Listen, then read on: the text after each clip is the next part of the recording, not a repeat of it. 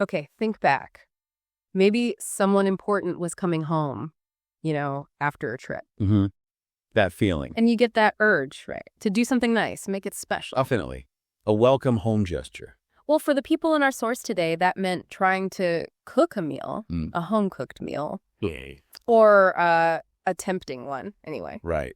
It's called Practice English Speaking with Daily Conversation English Story to improve listening and speaking. And what's interesting, I think, is how this language lesson, this seemingly simple story, it really opens a window onto, everyday chat.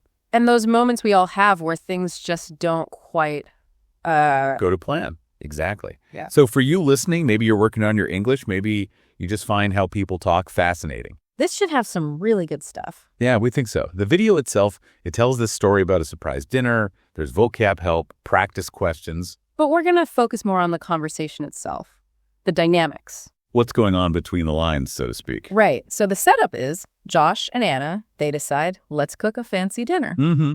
For mom and dad coming home? And the dish, rump steak.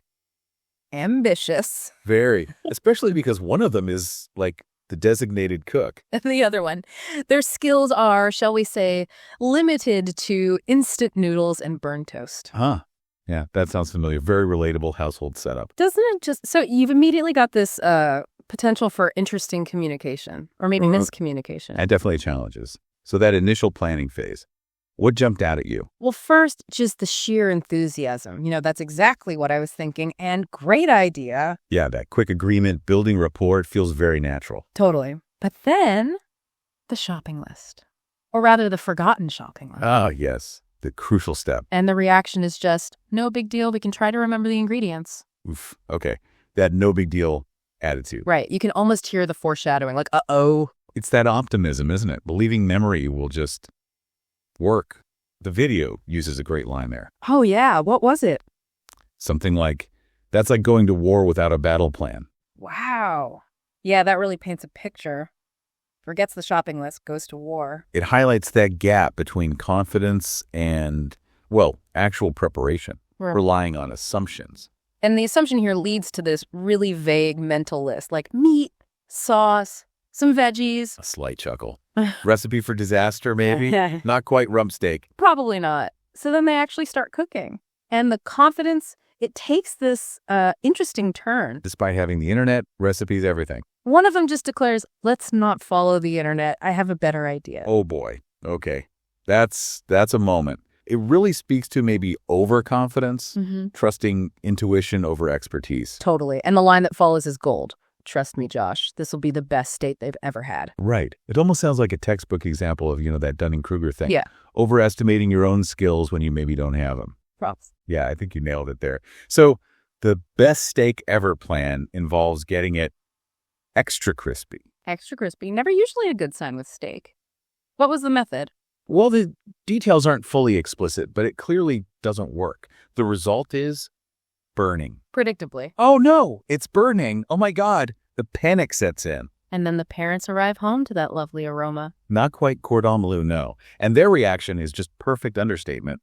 But the dinner surprised us instead. So polite. Just hinting at the disaster. Exactly. But the real twist, the big reveal, it's not just burnt. Go on. They didn't even buy beef. Because that's not beef. It's pork. No. Oh, wow. Okay.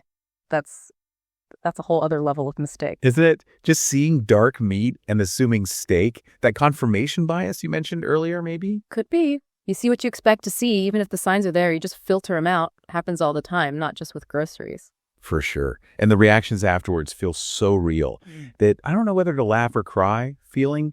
We've all been there, right? When your big plan just crashes and burns, literally in this case. Yeah. And the friend trying to smooth it over. It's a funny story. One day you'll laugh about it. That's what friends do. Trying to find the humor, soften the blow. The big lesson learned, stated very clearly. Maybe follow a recipe next time. Seems sensible. Sometimes the simplest advice is the best. And the fallback plan, also very relatable. Let me guess. Pizza. You got it. Yeah, no way we can mess that up. Quick pivot to something reliable. Smart move. Adapting to the situation. Okay, so beyond the funny story, let's shift gears a bit. Let's talk language. Right, the learning aspect. What phrases or ways of speaking stood out to you as useful?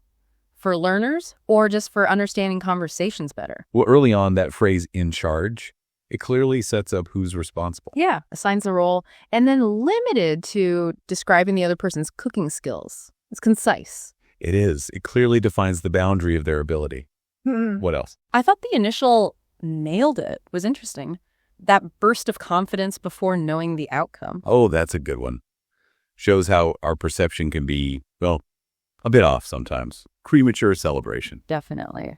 And later, trust our instincts comes up again, which clearly didn't work out too well here. No, instincts aren't always reliable, especially without experience. What's great is seeing these phrases in context. Right. Not just a definition, but how they feel in the flow of the conversation. Yeah, like nailed it.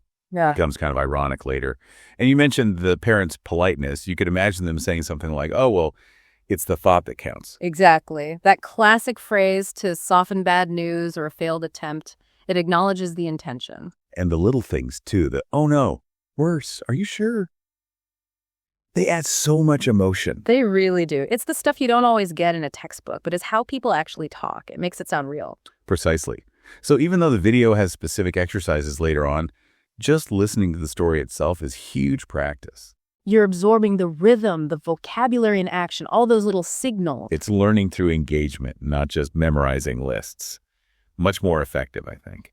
So wrapping up this deep dive then, it seems like this simple English lesson video, it offers quite a lot. It really does. Insights into how we talk, those little mental shortcuts or biases that trip us up. And definitely the humor and things going completely wrong sometimes. Absolutely.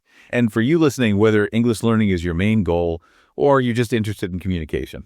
There's definitely something to take away here. The importance of planning, maybe. Or acknowledging limits. Yeah. And definitely the ability to laugh at yourself when things, don't work out. So here's something to chew on, maybe. Think about a time you relied on memory or just decided to wing it, and the result was completely unexpected. Maybe funny, maybe not so funny at the time. How does Josh and Anna's dinner disaster resonate with that? What did you learn? Yeah, what was the takeaway from your own surprise dinner moment? And hey, if you are learning English, check out that Learn English with Jessica channel. Seems like good stuff.